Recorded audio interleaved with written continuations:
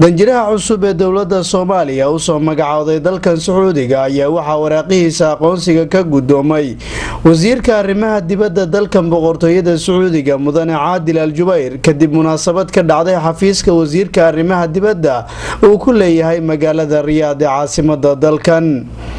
munaasabadaasi kadib ayaa waxa labada dhinac wasiir Al-Jubayr iyo danjira Geele isla soo qaadeen si xoojinta xiriirka labada dhinac ee Soomaaliya iyo Sacuudiga sidii loo joogteyn lahaa iskaashiga labada dhinac. danjiraha cusub ee dowladda Soomaaliya oo soo magacaaday dalkan boqortooyada Sacuudiga mudane Daahir Maxamuud Geele oo kulankaasi kadib warbaahinta la hadlay ayaa ka warbixiyay ahmiyadda kulankaasi uu lahaa iyo waliba qaabkii ay u dhacday munaasabadaasi.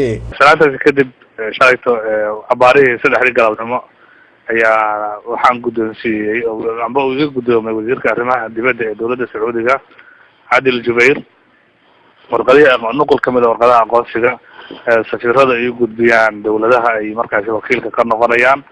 runtii waxaan dhexmaray kulan aad iyo aad u wanaagsan muddo dheer oo qaatay oo waqti qadiyado badan aan ka wada hadalnay oo nasa soo qaadnay Soomaaliya ku aadan.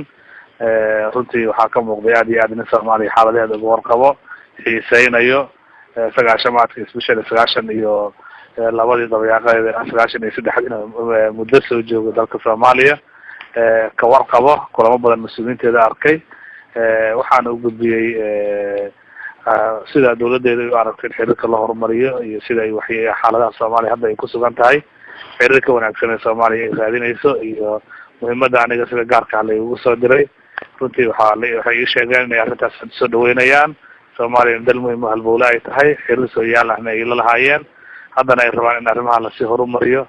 kulan aad iyo aad u wanaagsan oo ay ka muuqato dareen walaaltinimo xiiseyn iyo Soomaaliya fagaarooyin badan lagu sugayo in laga helo la rabo.